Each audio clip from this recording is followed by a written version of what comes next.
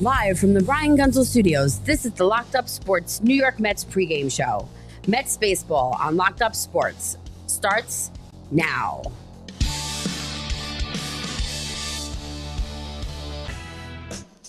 Yo, what's up, everybody? I'm Bob Walters with normally Brett Grasso and special guest from WFAN, Pete Hoffman. He's a mainstay on WFAN. He's producer of the BT and Sal show. He does Giants games. He does a show tonight, 2 a.m. So after the Met game, make sure you tune in. What's up, Pete? Brett, how you guys doing? Thanks for coming on. Yeah, dude, thanks for having me, guys. I'm pumped. Last night sucked, but it's okay. There's always it's Jonah Tong Day, boys. Yes, Let's it go. is. Yeah, but you know what? I was just listening to Malusis in the show, and I heard you say 4 innings, 3 strikeouts, 5 away. Like you're not, and I get it. It's not going to be a like we just had, and that's not very common. But I expect a little more than that. No, but Bob, listen. Here's the deal, right? Like I need to my emotions are running so high right now with this team, ups and downs, just sweeping the Phillies. Then you're going up against the Marlins. It's Jonah Tong's first game. You're like, oh my goodness, look what Nolan McLean's doing. He went 8 innings his last game, shutout. What's Tong gonna do? And I'm like, I need to minimize expectations. So Right. It's more of like a kind of just relax, because you never know, man. He might have a hiccup his first game, but let's give him some leeway, Because with McLean, We were saying looking that. at Yeah, we were saying the same thing about McLean. Okay, Brett. Yeah, with McLean, we're looking at like Dwight Gooden and way it was with DeGrom and stuff like that. That's what we're looking at with McLean now, going into his 4th start. Yeah, I mean, listen, and there's going to be hiccups with him too. Everybody's human. Everyone's gonna have an off day, but right now it's like almost.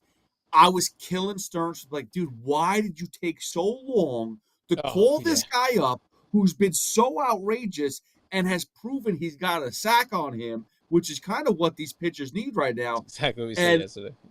And maybe it's better off that they delayed on him bringing him up, because people don't know him yet. And now you're going to have whole September. People are still not going to recognize what he's doing.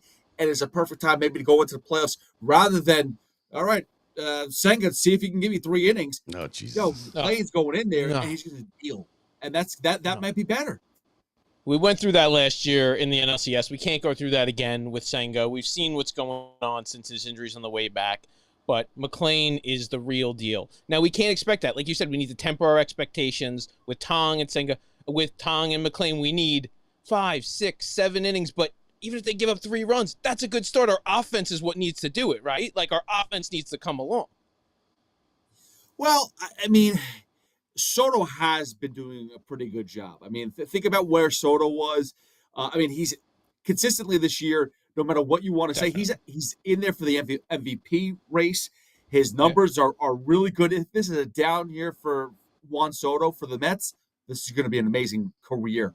But Lindor's been hot and cold lately. Pete Alonso has been hot and cold. That series in Atlanta, I mean, could he get under the ball anymore? I mean, everything was just popping straight up. No, 2 miles worth of pop-ups. Oh, yeah, it's been so inconsistent, and I'm not really sure. There's no consistency. It's not like they go out there and just beat up bad pitching, and then the good pitchers they're getting destroyed by. No, it's a mix of both. So it's just maybe their approach to certain teams is just off. I don't know.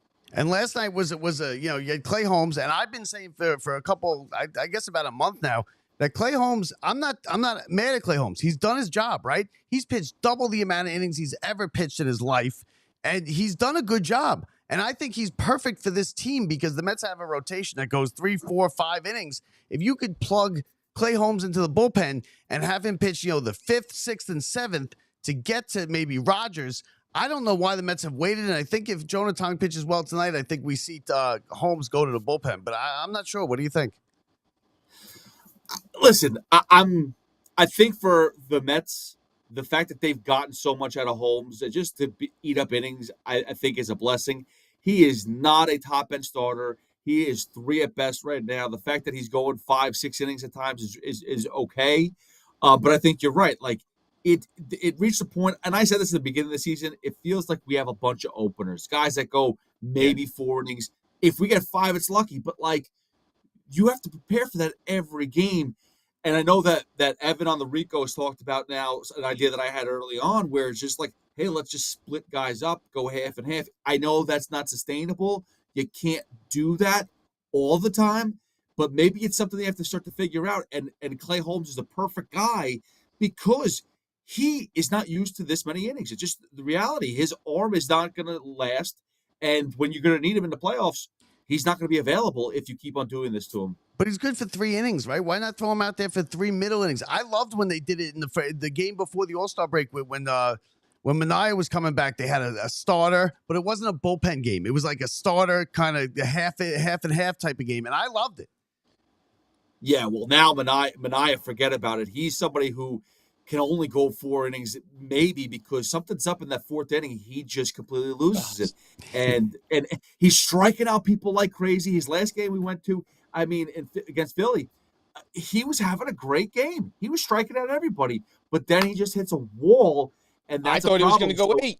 I thought he was going to cruise. It looked great. I was walking out of work. By the time I got to my car, it was all over. The game it went to crap. And I look over but go, who's going to be the odd man out in this rotation? Now, let's say we keep the Reds at bay. We make the playoffs. What are we going to do? Are we going to see Sproat coming up soon? Are the 3 kids going to be, leading our rotation? Who's going to be out? Who's going to be our ace? Like, what's happening? If it was me, there's only one besides push McClain and the young kids aside because I don't count them just yet. There's only one person that I trust to go deep in games right now, or to just trust on the mound in general, is David Peterson. That is it. There is no one else that I trust. You can give me any other name you want. I know Tyler McGill is going to eventually come back too. I don't trust him anyway. I never trusted him.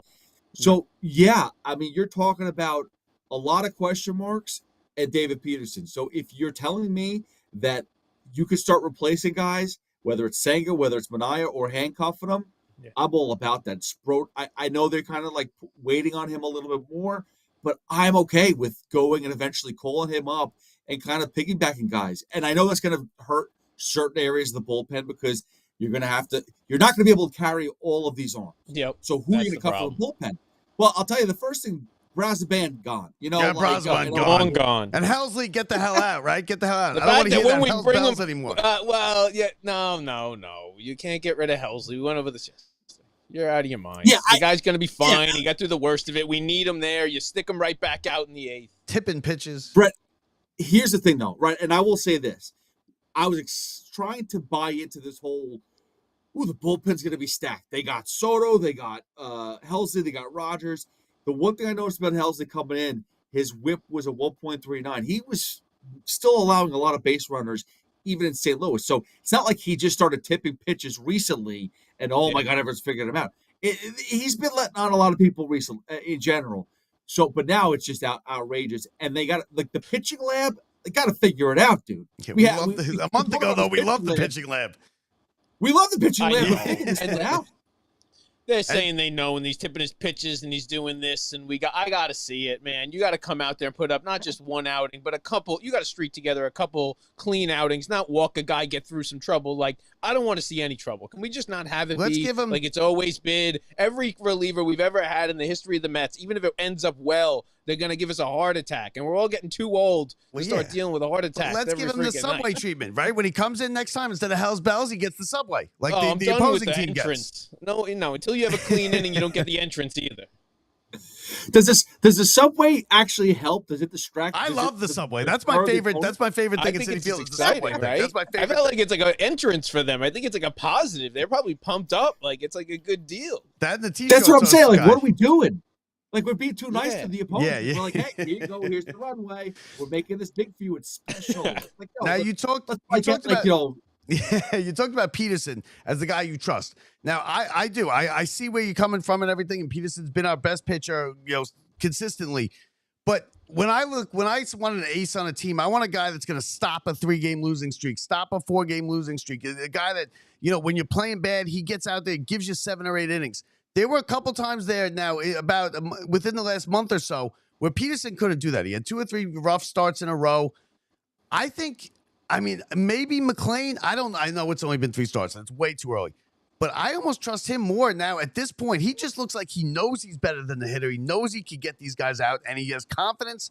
And he looks like he's 45 years old, by the way, anyway. But he looks the part, and he has the confidence. Peterson, to me, seems like a plain Jane kind of guy.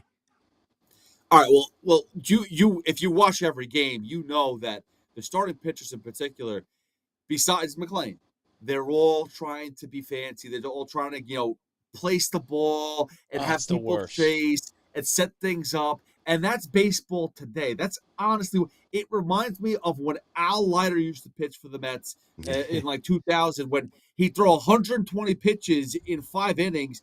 He'd walk a ton of guys, but he wouldn't give up any runs. It's like, okay, that was a great outing for Al Leiter, but you can't do that with everybody. And that's what's going on right now with all these pitchers. And Peterson, too. They're trying to be too cute. Nolan McLean attacks and pounds the strike zone. Gotta fill the zone. I'll put it over plate, hit the mother effer. And the movement on his pitches is incredible. And you watch these guys, though, they do the same thing. They'll get into deep counts at the first batter of the 4th or 5th inning. They walk the guy. They're trying to get her edge the zone, fill the zone. There's nobody on base. Who cares about the solo home run? Now, does a lot of that have to do with that the offensive production hasn't been there, so they're just like it hasn't been those games where it's 7-0 like we even saw from McLean. He has a nice lead the other night. He can come in a little bit more comfortable. Very rare for the Mets pitcher to have that at all this year. Well, this is also the fact that the quality of pitchers that we're trying to bring in, right? We're bringing in pitchers who may not have the best stuff, but are all up here. We're all, they could think about the game. Like Griffin Canning was successful because of his approach on the mound. He was successful because maybe he doesn't have the best stuff, but he's doing what they're asking him to do. This is the whole idea of the pitching lab. It's bring in projects and make them think about what they're doing, where they're placing the ball, and have it be repetition. If you do what we tell you, it'll work out. And now the problem is the guys are trying, it's not working, and no one's chasing anymore. So maybe they have to adjust.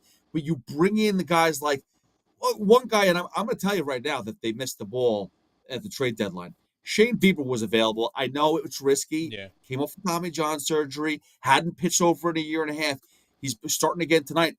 His first start last week, 6 innings, no walks. I think only gave up 2 runs, 9 strikeouts.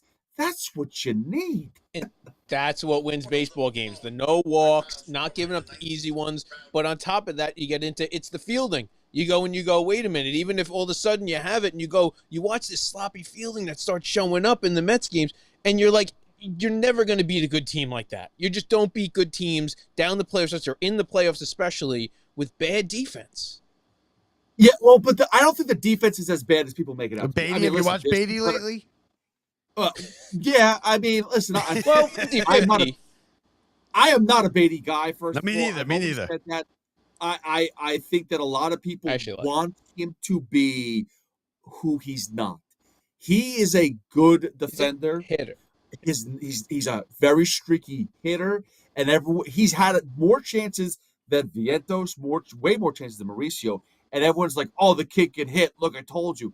No one ever said that Beatty can't play in the bigs. But right now, he's just not that guy that I'm sold on 100%. I think that Vientos has some stability as far as definitely with his bat. Defensive is still questionable. Gives you a little versatility playing first base. But Mauricio, I think, is the more complete guy of the 3. But that being said, though, you talk about a defense that's a little bit out of whack. Part of it is because Nimmo I just don't think he's ever fully healthy. He plays left field. He doesn't have an arm. We put him out there. He's a child of God, though. He's a child of God. It started from spring training, and he may be the only guy. We're going to need Mr. Miyagi, not God, to come in here and fix Nimmo. But we watched it right from spring training. He was not fully healthy. His knee was hurt. We were actually at the spring training game sitting there at the cage as he took his first swings back with that injured knee. And you could see he came back, and we don't need you for opening day. We needed you in June, and he needed to take off a few weeks and get back, and he didn't. He loves to play every day, but that's what's going to come back and bite him, and we watch it now. Now everything's hurting on Nimmo, and like you said, we're not going to get a healthy Nimmo the rest of the way. Well, and this is the problem that I have with the pro Nimmo fans are like, and he's a great leader for this team because he does say what he wants. Like, I mean, last year or 2 years ago, whatever it was, he's like, trade for people on this team. We need help. Help us. We're doing a good job. We're fighting. Add more pieces. Just recently, he said, gave the praise to guys like Brett Beatty and said, you're going to see him around for a while. Like basically saying, do not let this guy go. So he's like a mouthpiece for the team, which is good. You need that. And he says the right thing. But my problem is they've changed who he is offensively. And I think it's because of the knee issues. They took away, and nobody talks about this at all. He went from an on-base guy all the time to now just trying to put it in right field or put it in the seats. Yep. That's not who he is. Never was that. He was hit it the other way. He was hustle no matter what. I'm going to slap it, and before the ball even hits the bat, I'm already on my way to first. Good luck. You put pressure on the defense. The defense makes the error. Nimmo's on first base. It was over and over and over. And the moment he got away from that, and the moment he got a taste of the home runs, and I don't know what it was, the new contract or anything that came with it, and like feeling like he had to produce, and maybe it was RBIs, we lost the best part of this, one of the best parts of this lineup. Yeah, well, I talked to Mendoza before the season started, and I tried to convince him bat him 9. And he looked at me like I was an idiot, and then asked me, why would I do that? And I said, well, first of all, you have a great leadoff hitter in Francisco Lindor. We know Soto, Alonso, all that stuff. I was selling him on the fact that Starling Marte and Winker were going to be great split for DH. I love Starling Marte. He's been a baseball really player. He's just a baseball player. He's a good. He's good. My problem with Marte right now is he runs like Stanton. He's old. Well, with that, he's also just freaking yoked. Like Stanton, the biggest issue is he's ripped. You're right. Pull a muscle anytime. Right. Marte is at that level. He doesn't have as much power as Stanton, but he looks like, dude, he's in complete and utter like. He's like, I'm here to steal your wife. That's what he's here. Yeah, oh please. And I would give her. I would say, you know what? You deserve it. Is Mendoza just a bad? Okay, good. Finish it. No, but I was just telling Mendoza though. It's like it feels like the way that you are using Beatty isn't the way you guys used to use him. And again, he convinced me. It's like you want him in the top of the order. Okay, fine. But he never clarified whether they've changed his approach. But that's what they think he can do. They think that he's a 30-90 guy 100%. He's been dead spot in the middle of that lineup in the big spots. Like you look, the pop-ups, the guy. It's just been so bad because you even need he came through with his sac fly the other night, but we've needed that time and time again. We just need a fly ball, and he can't even get that out of him. He's a 4A player. I think forever Beatty's been a 4A player. That's how it is. He kills it. Oh yeah. He kills it. But I mean, yeah, man. I'm not even in the conversation here. Well, listen, no, we both switched it twice. We both right? No. Is Mendoza just a bad in-game manager? Is he a bad in-game manager? I think he's lost the feel a little bit because he's stuck in a rock and a hard place. Your pitching doesn't go deep in a game. I want to push this guy. And I don't know. I've asked myself this the other day because when Peterson went, and he went, I think it was the Braves game, gave the lead up, it was a 2-2 at that point in time, and then he was able to walk another guy, whatever the case is. I think he really tried to Mendoza, was like, last time I did this, I went to Tyler Rogers, and then Rogers gave up a hit, and that didn't work out anyway. So let's just stick with Peterson. He's the best arm that I have, and it backfired. I think you just can't allow the pitchers to load the bases up. Like at some point in time, you have to realize, as long as you're a starting pitcher, it's not a relief pitcher. Once you get to a certain inning, it's batter by batter. He's a batter behind, though. You feel like every time he's one too late. You were right. And then his previous decision alters the next day, which is the time where he probably should have kept doing that, but he's not consistent. He just keeps wavering back and forth, and each time it's like the opposite. So we can't even say he's bad because he's too conservative, or he's bad because he leaves him out there too long. He does both, and it keeps backfiring back and forth. I've seen it time and time again. And last year, everything he hit went to gold, and this year it's just the dead opposite. Yeah, it's everything he does is wrong. I mean, honestly, that the results are backfiring every time, no matter what he does. Now, oddly enough, Nolan McClain the other day was in, and he allowed that first. I think he walked the first, or gave up a base hit, and then it was first and third, First and and no third, outs. nobody out. Yeah, And he left them in, and I'm like, good. That was awesome. I was scared he was going to take him out. But think about this. What was the big difference in that game compared to others? it was 6-0 though. 6-0. Yes. Yeah, Vientos that extra home run. Yes, that was the Yes. one. That was That the was biggest one huge. that gave him the cushion. It gave him a chance to get a runner on base. He would have yanked him like he did with everybody else. Because even a 3-run home run there doesn't kill you. Right. Yep. Right. And that's the problem, is that every game you're walking a tightrope with these pitchers. Every game you're keeping the other team in it because it's early in the game. The offense isn't producing enough. So there is no wiggle room for error. So no matter what you do, you have a very, very slim chance of getting by. I love that. And when a kid is that good, when a kid is that good and you take him out, it's like you're seeing someone who's so easy. No matter who else you put in the bat, and let me tell you, we've seen it. We've all at some point playing baseball. You're like, oh, that guy was so good. Bring in somebody else. You're like, oh, this is it. This is easy. Yeah. Now we can hit. Yeah. And no Thank matter God what, you don't want to give him a chance. Yeah. Thank God you pulled the starting pitcher. That's what we were looking for. Yep. Yeah, and my favorite part about that inning, when they had first and third, nobody out. First out was fly ball to right, throw to the plate, kept the guy at third. Fly ball to the left, throw to the plate, kept the guy at third. And you could see they had some mustard on those throws. They were slapping each other 5. They wanted to keep the shutout for that kid. They wanted to get him through that 8th inning with no runs. And I think that's big. They really back him. They believe in him. That's why I almost want to see him as the ace. Like, if they make it, you want to get the division. Listen, the Mets never win the division, right? It's always a wild card. They never win the division. I want to win the division. And now, especially this year, you might get the Dodgers, right? You might have to play the Dodgers first round. You want to stay as far away from that as possible. And the Mets can be dangerous if they get in with the way this offense is. Does McClain start game one, or does Peterson? Uh, Or is that still yet to be seen?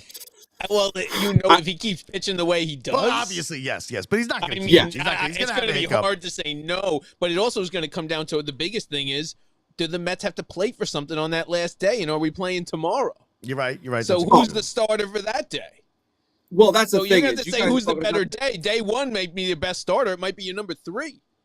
You're talking about the division, Bob. I'm sitting there going, like, can we make the playoffs? Like, we're gonna have to go to 161 again to pop champagne. I know. And the way the I have no Phillies faith in us winning, but I have a last little night. bit of faith. I have a little bit of faith in the Reds losing, not us winning. So Yeah, we have some chance. good. So we kind of like It's the worst. It's the worst. Yeah, but can we win a division? Come on, never. We never win a division. The Mets. I mean, I know they have in the past, but This would be a nice one. This would be a nice one. Whose fault is that, though? I want to ask you a question. Bob. I would say. Take away the Wilpons. Let's move on. We got Steve Cohen here right now. We've got 4 or 5 years of Steve Cohen. Tell me why we couldn't win the division this year. What was the main problem? I would say it was just inconsistency, right? The team never came together. At one pitching. time, there was never a point where they were hitting like they have been in the last week. The pitching was on point. We had it for 4 days versus the Phillies here just now. It never happened. Soto had a great year. They trusted a bunch of mediocre pitchers without getting an ace, and the pitching lab. Stearns. Here's what I'm going to blame. I'm going to blame Stearns because he went for Mullins, who's garbage. Okay, Mullins is garbage. I don't want to see center field. I get it. He's better than Tyrod Taylor, but Mullins is nothing, right? Is he really? I don't know. To be honest with you, I don't know because he's got one extra hit a week.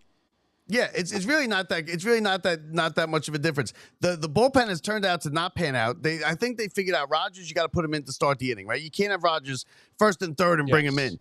But nope. I blame Stearns why we haven't won the division. He went in there telling us all the pitching is great. The pitching is great. It started out great, and then we all told him, whether through here directly or through a medium, is that the pitching's not good enough.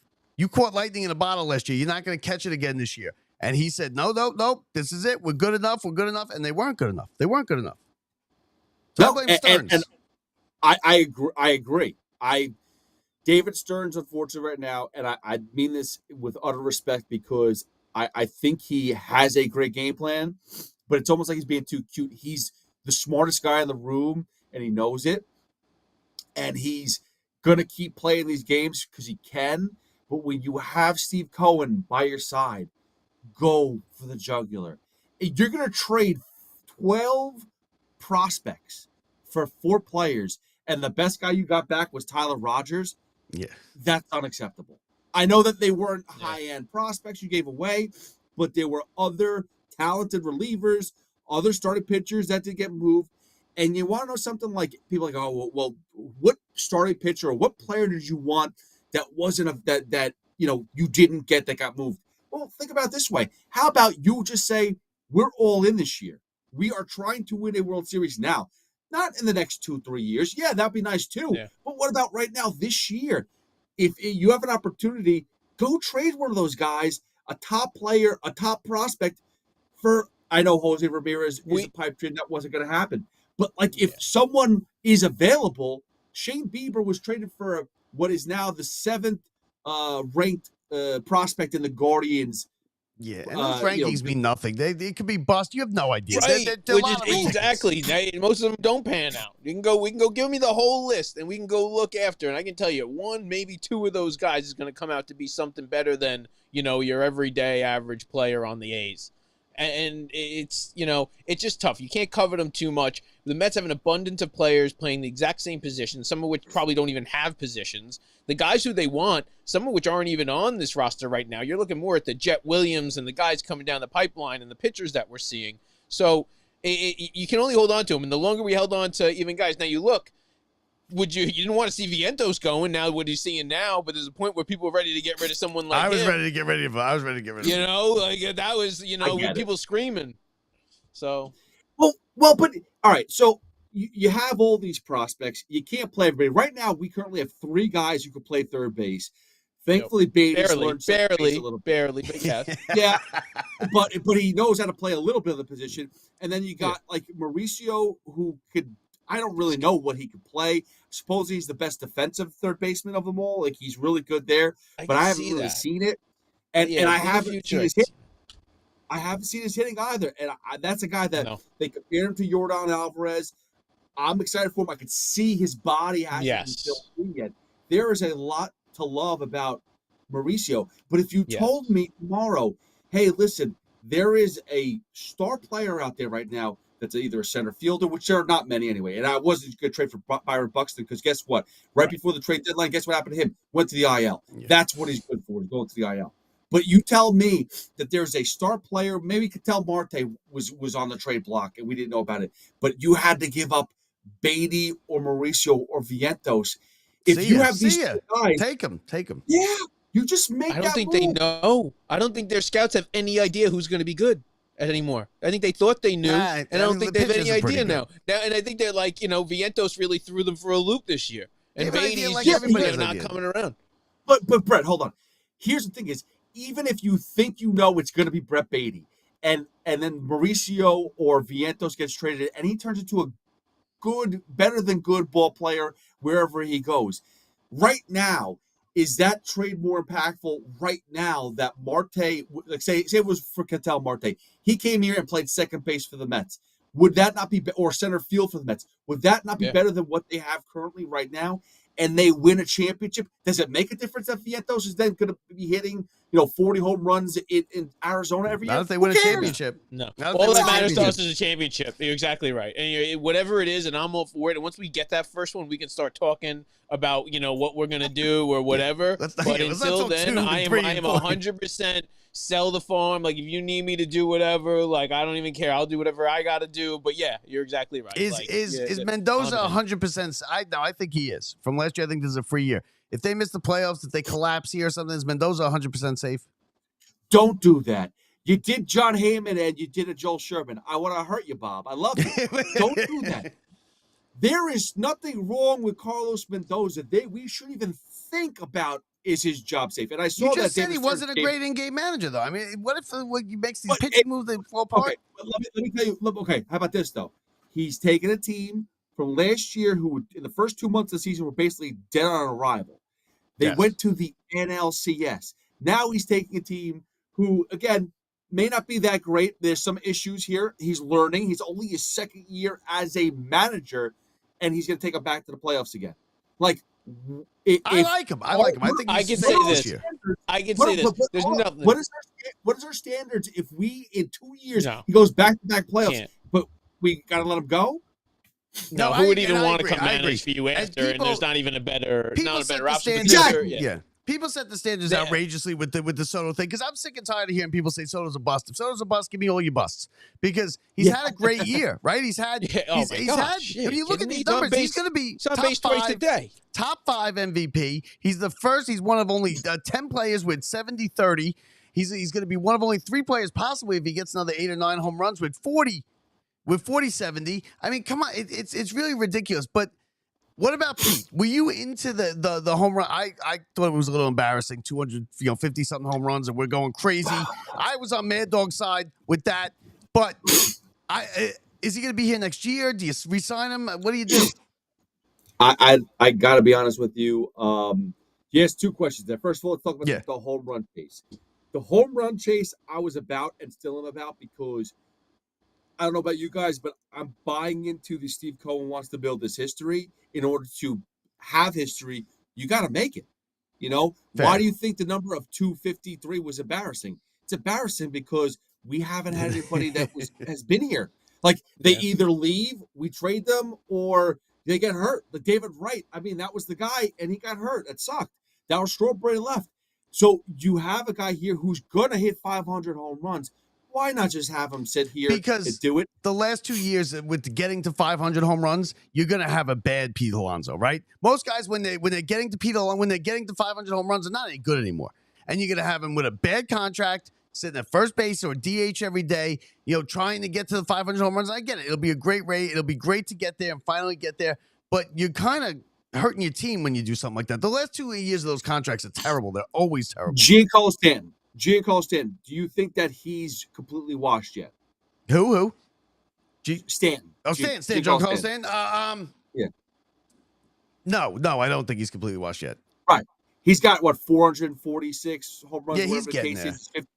Yeah, and he's 35, and he's going to probably hit 550, maybe 600. He may be a no, he's not going going to hit 600. He's not going to hit 600. Do you know what? Do you know what it is? You're not used to. They're pure home run hitters. These guys, his legs are shot. Yeah, his I don't know about that. I don't know if you he's come got back when he hits 600 home runs.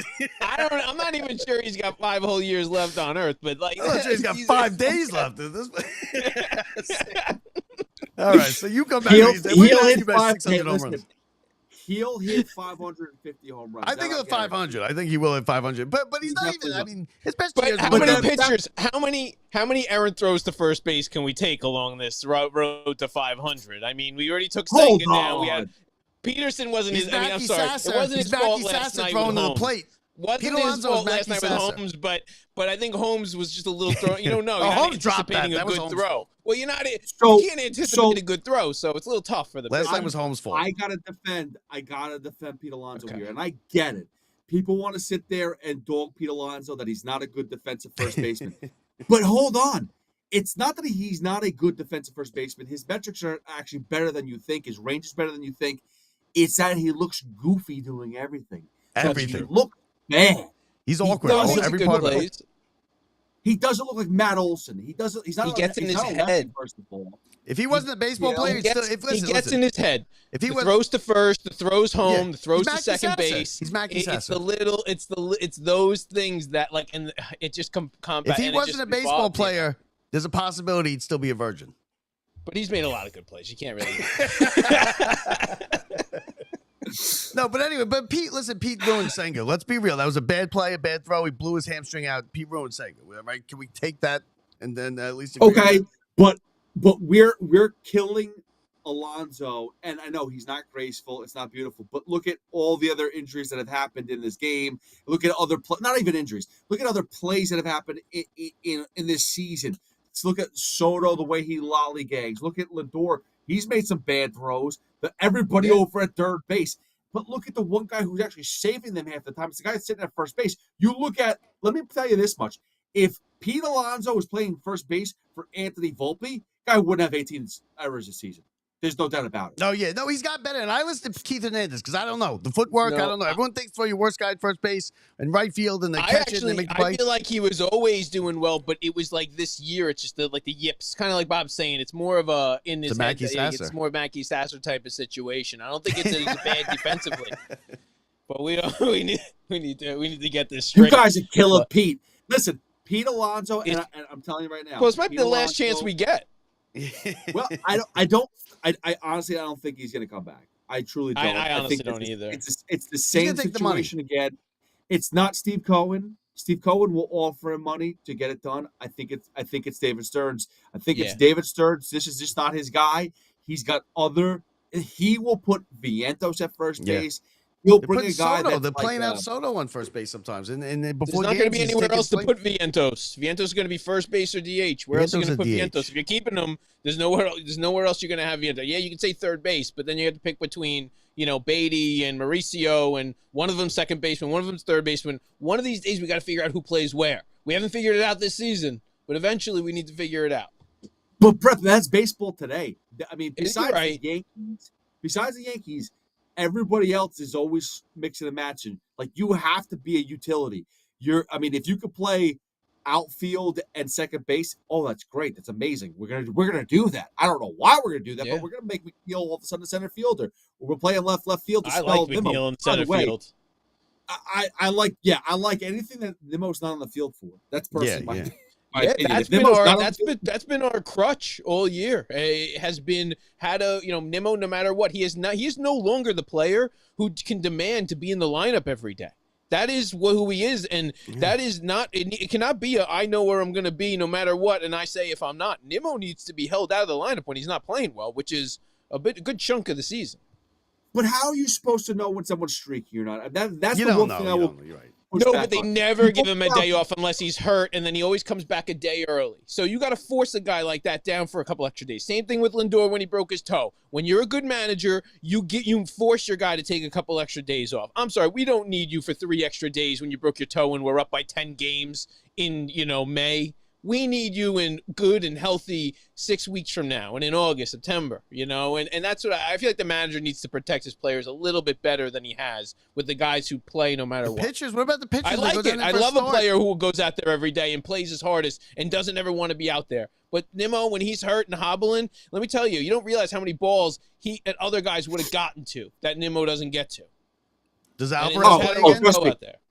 Trust me, I know the balls that Nimmo can't get to. Trust me, he is awful in left field. And he reminds me, and I used to like the guy at the time, he's a left-handed version of Hunter Pence. That's what I always say. He's got this quirkiness to him. He's not this normal, regular ball player. He's just a little bit out there with how he approaches things, and that's okay. But it's now a hindrance to his performance on the field. Does Alvarez come back, and is he any kind of effective for this team the rest of the way? Dude, first of all, get that man. You know what Lindor get him out of damn Syracuse, right? Well, first of all, my son just got himself a protected hand guard. He's 8 years old. He got a really? They're wearing those in the Little League now? You need to give that to Alvarez. Like, just protect. Can they not come up with something? How this is ridiculous. They don't have gear we talked about it last week. We talked about Kevlar gloves for catchers when they're catching, just the regular repetition of the nicks and the balls fouled off. How are they not wearing sleeves of stuff that deflect most of what happens these days? Like with all the money Steve Cohen's got and the Mets got, how do they not have that next wave of things? It's allowed, so it just doesn't make sense. All right, and I know people calling it crazy. Oh, I mean, there's so much stuff. It's not crazy. Wearing body armor. Not. They have everything today. A guy's throwing a baseball 99 miles per hour at you, and if he doesn't have full control, it's going to hit you, and if it hits a bone, it's going to break. Yeah, it's just common sense. Yes. So I'm not telling you, oh, well, I'm going to just lean into a pitch now because of it. No, I still don't want to get hit. But it's time to be a little bit more protected. Yes. To have a flap in front of your chin, why did it take Giancarlo Stanton to get crushed in the face? Yeah, I don't know why. That's a good idea. I'd wear the softball stuff. I'd wear the cage. I don't want my face getting hit with any of those balls. Oh, my God, dude. It's bad. Okay, and when he comes back, can he not wear the opposing team's colors? When he's out there catching? Did you see him against the Mariners? He wore the Mariners colors the whole series. What are you doing? Bryce Harper did the same thing to us. Bryce Harper, didn't he have like his like special? He wore all Mets stuff. Mets Did cleats, he? Mets gloves. I was at the game. How embarrassing! Is there anything more embarrassing than being on the field and getting swept and absolutely obliterated that night wearing Mets stuff? Like that's got to be want to rip that stuff off of you so quickly. Like like you had this whole idea painted in your head of what was going to happen, and see you later. I actually don't mind the different colors and different jerseys. I'm not going out buying this stuff, but I like it for whatever reason. It's fun. The kids get into it, but yeah. Like, the one thing you shouldn't do is, I'm going to wear this nice aqua bluish type of, like, and then you play the Players Weekend. Right. Check the schedule. Check the schedule who you're playing on Players Weekend. We have an idea. Cal Rowley's not wearing a orange and blue mask. I can tell you that. No, definitely not. It's ridiculous. But so what do you got tonight? You think I know you want to be reserved. What do we get tonight out of Jonah Tong? No. I just want to hold expectations, and maybe it's just me. It's like when someone tells me that there's a movie out and it's the best movie ever, but it's a sequel. and they go watch them. Like, that shit sucked, dude. Excuse my language. But so I'm like the other way. Why don't you go watch it first and let's talk about it and see how it goes? I have my opinions, but I'm going to save it. I think that Jonah Tong is going to be good. I'm excited for him, but I do want people just to hamper their expectations, to lower it a little bit, because I don't want people to get down on him and be like, who's this guy that was hyped up and he went out there and got shelled? I feel old looking at him. I feel like he's one of the little leaguers. Just make sure you put $10 on no hitter through 5. Oh, okay. I hope so. Jeez. I was at the game. I would.